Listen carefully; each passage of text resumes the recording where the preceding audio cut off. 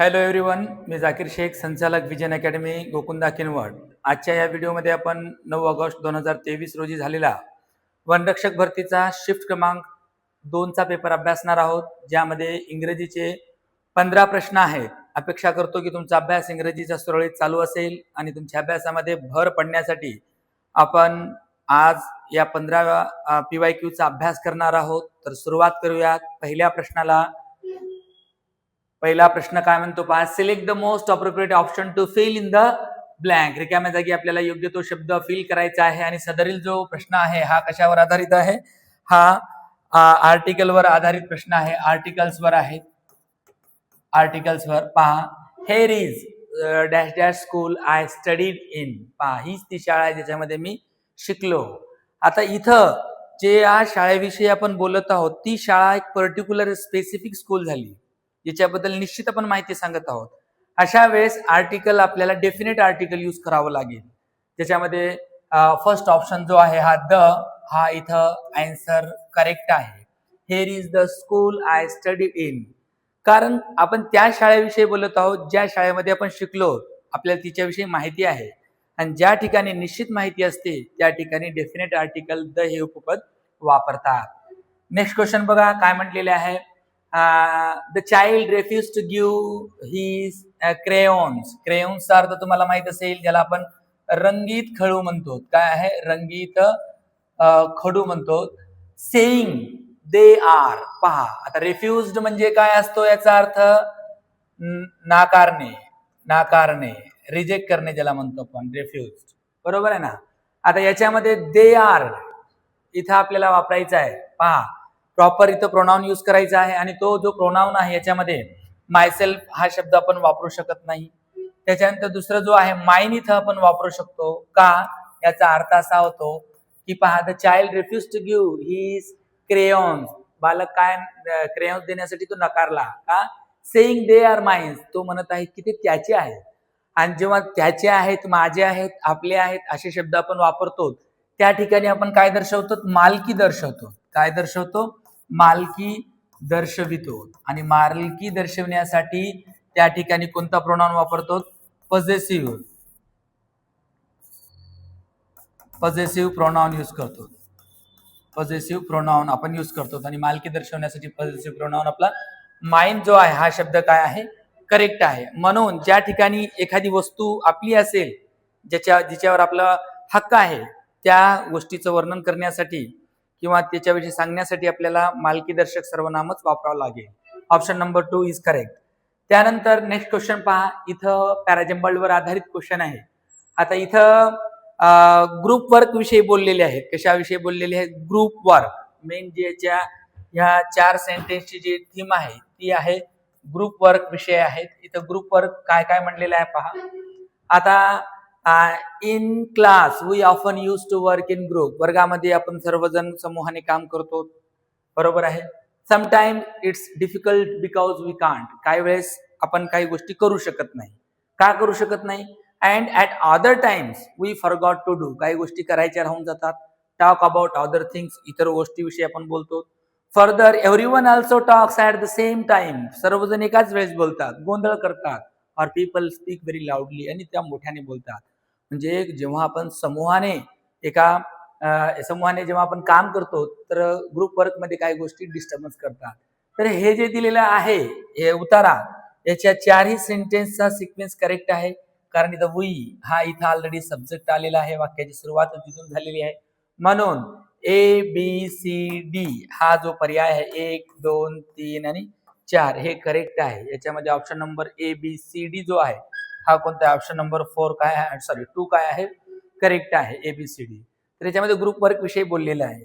त्यानंतर next question पहा काय म्हणलेलं आहे. Select the most appropriate synonym. सिनोनिमचा अर्थ काय होतो? ज्याला आपण समानार्थी शब्द म्हणतो.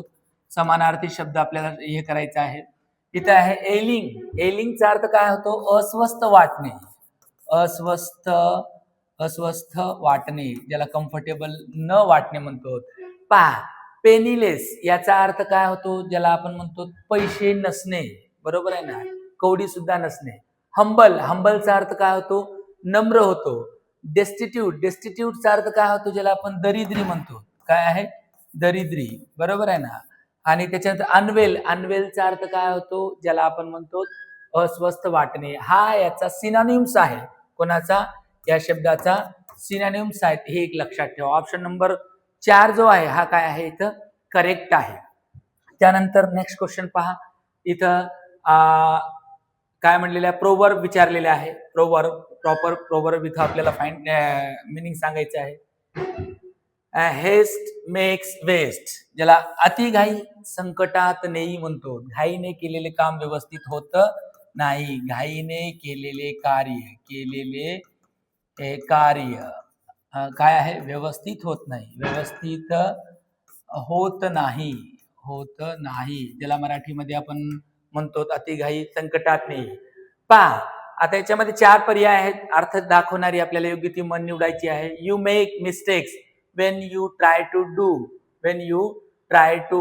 do आहे इथं, do something too fast, बरोबर आहे ना.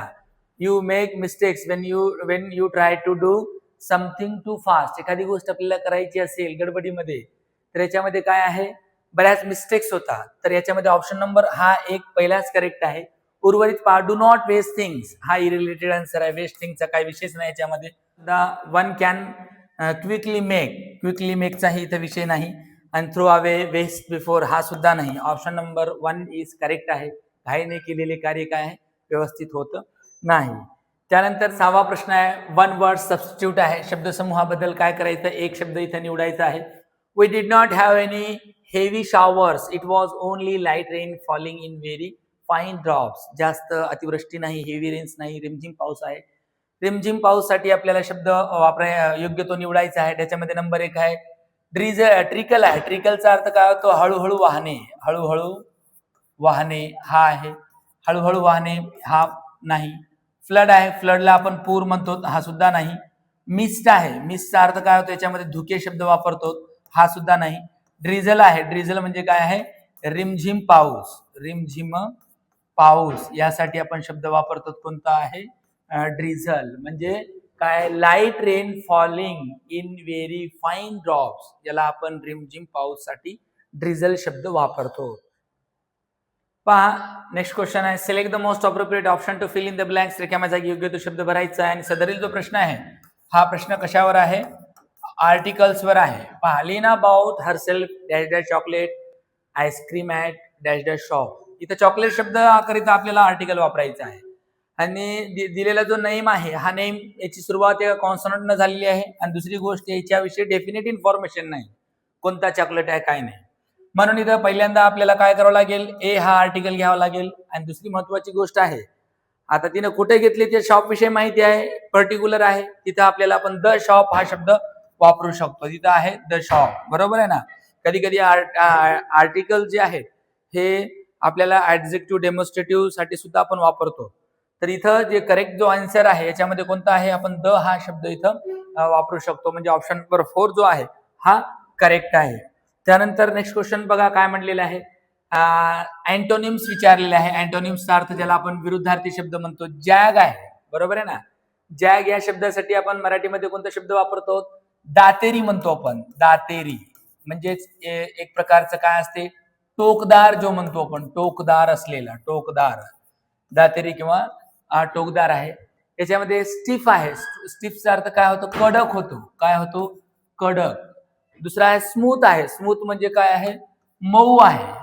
आणि त्याच्यानंतर आहे ब्लेमिश आहे, ब्लेमिश म्हणजे काय आहे, डाग म्हणतो ज्याला आपण.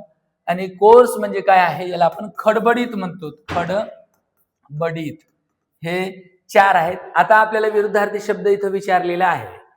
टोकदारला या दिलेल्या ऑप्शन नुसार जर काढलो तर ऑप्शन नंबर 2 काय आहे, करेक्ट आहे. का, कारण इथं दातेरी म्हणलेलं आहे, एक टोकदार असणे तर इथं मऊ जो शब्द आहे स्मूथ हा इथं एक्सपेक्टेड अँटोनिम्स आहे. त्यानंतर नेक्स्ट क्वेश्चन बघा, समोरचा काय म्हणलेला आहे, select the most appropriate option to fill in the blanks, please put the fruit dash dash this basket. हा जो क्वेश्चन आहे आपल्याला इथं प्रिपोजिशन वर आधारित आहे. कशावर आहे, प्रिपोजिशन वर आहे. आता याच्यामध्ये आउट धिस बास्केट नाही म्हणता येत, ऑन धिस बास्केट वर असंही म्हणता येत नाही. इनटू दिस बास्केट हे करेक्ट आहे. ऑप्शन नंबर 3 करेक्ट आहे. ऑफ हाही येत नाही अर्थानुसार, इथं इंटू जो आहे ऑप्शन काय आहे, करेक्ट आहे. त्यानंतर पहा 10वा प्रश्न काय आहे, इडियमचा अर्थ विचारलेला आहे इथं. लुक अप टू, ज्याला म्हणतो आपण आदर भावनेने पाहणे, आदर भावनेने पाहणे, आदर भावनेने पाहणे, रेस्पेक्टने ज्याला म्हणतो आपण. त्याच्यामध्ये फर्स्ट ऑप्शन आहे to respect and admire someone. Okay, option number 1 इथंच करेक्ट आहे, कारण इथे रेस्पेक्ट आहे आदराने, आणि ज्याला म्हणतो आपण ऍडमायर समवन. दुसरा आहे stand next to someone tall, कोणाच्या पाठीमागे थांबणे हा पण नाही. To be afraid of someone, कोणाला तरी घाबरणे हा सुद्धा नाही. To help someone in need, कोणाला मदतीचाही विषय नाही. म्हणजेच लुक अप टू, आदर भावनेने पाहणे, यासाठी आपण योग्य तो शब्द इथं वापरलेला आहे. तो रेस्पेक्ट अँड ऍडमायर समवन हा करेक्ट आन्सर आहे. त्यानंतर नेक्स्ट क्वेश्चन बघा काय म्हणले, सिलेक्ट द करेक्टली स्पेल्ड. आपल्याला इथं योग्य ती स्पेलिंग निवडायची आहे या वाक्यामध्ये. Ajay has chosen the engineering stream. Engineering stream, इंजिनिअरिंगची स्पेलिंग इथं चुकीची आहे.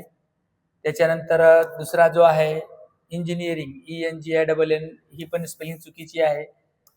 त्याच्यानंतर तिसरी ENGG येत नाही, ही स्पेलिंग सुद्धा चुकीची आहे. उरला शब्द कोणता, ENGINEERING, ही स्पेलिंग काय आहे याच्यामध्ये करेक्ट आहे. बाकी Ajay has chosen the stream correct आहे. आणि उर्वरित जे 3 याच्यात आहे त्याच्यामध्ये इंजिनिअरिंगची स्पेलिंग चुकीची होती, याच्यामध्ये ENGINEERING करेक्ट स्पेलिंग आहे.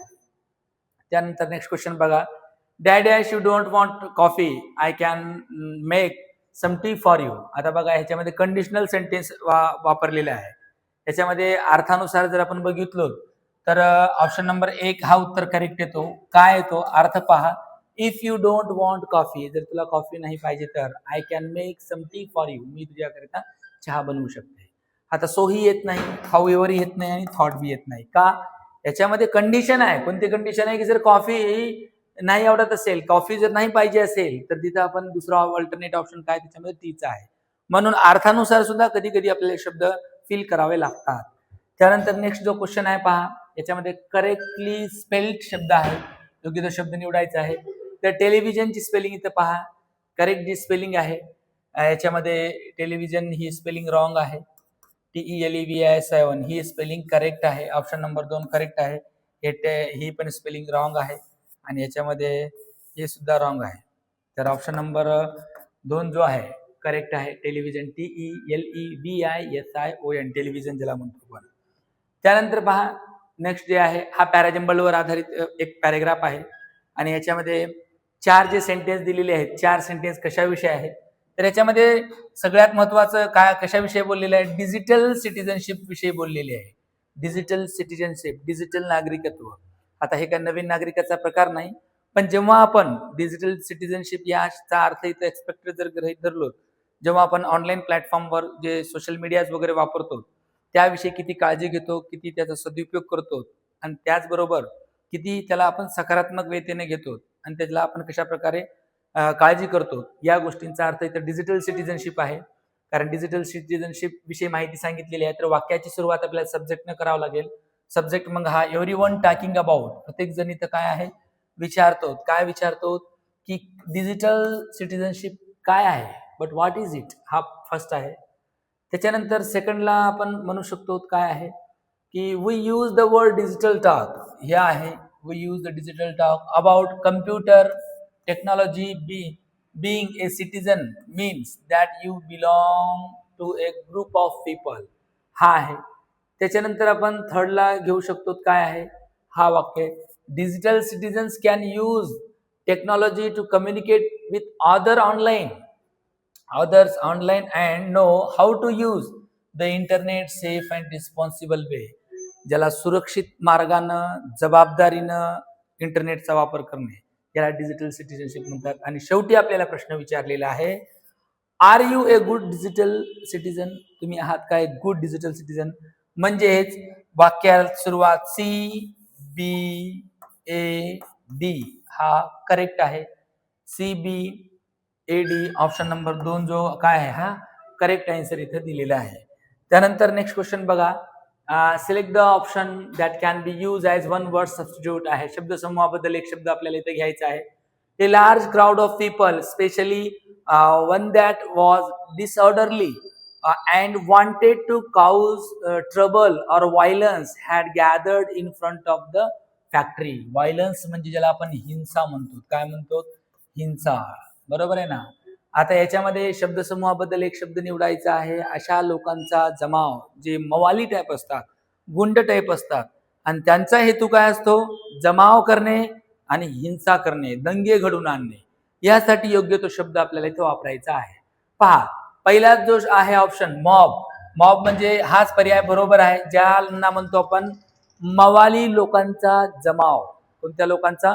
मवाली जे असतात त्यांचा जमाव जो असतो आणि त्यांचा हेतू काय असतो?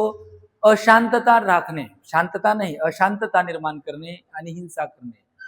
पॅक जो आहे हा कशाचा असतो माहिती आहे का? प्राण्यांचा संघ असतो. कशाचा? प्राण्यांचा, ज्याला आपण कळप म्हणतो. फ्लक पक्ष्यांचा थवा असतो. हा प्राणी असतो, प्राण्यांविषयी आहे, प्राणीविषयी, आणि हा पक्षीविषयी आहे. आणि ग्रुप म्हणजे तर गट आहे. बरोबर, ग्रुप म्हणजे गट. तर याच्यामध्ये ऑप्शन जो आहे हा मॉब बरोबर आहे. मॉबलाच म्हणतो आपण काय आहे की ज्यांचं हेतू काय असते? व्हायलन्स, हिंसा करणे, ट्रबल करणे. यासाठी आपण मॉब हा शब्द आपण इथं वापरतो. तर अशा प्रकारे विद्यार्थी मित्रांनो, आपण आजच्या या व्हिडिओमध्ये 15 प्रश्नांचा आपण ओझरता अभ्यास केलो. हे 15 प्रश्न तुमच्या अभ्यासासाठी उपयुक्त ठरतीलच अपेक्षा करतो. आणि त्याचबरोबर इंग्रजीचा अभ्यास तुम्ही सातत्याने ठेवा. भरती निघेल, कधी येईल माहिती नाही, पण आली तर आपण तयारीत असावं. कारण वेळ गेल्यानंतर वेळ येत नाही. आणि आपल्या वनरक्षकसाठी येणारे जे प्रश्न आहेत यांचं जरी आपण निरीक्षण जर केलं तर हे बेसिक प्रश्न असतात, ज्यांना आपल्याला काय आहे काळजीपूर्वक अभ्यास करावा लागतो.